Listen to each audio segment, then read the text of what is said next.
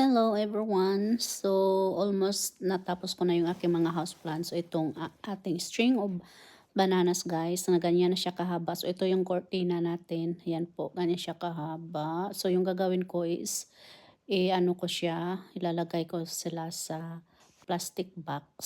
So far ito yung pinakauna nating gagawin. Ayan po yung medyo malaking pot.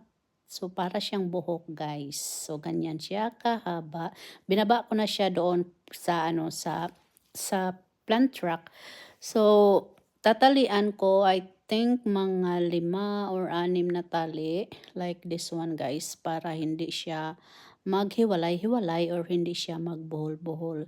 So sobrang lush ng ating string of bananas guys. Ayan. So pinaghirapan ko talaga siya na humaba na siya ng ganyan. So I think this time is tapos na po akong nagtali. Hindi ko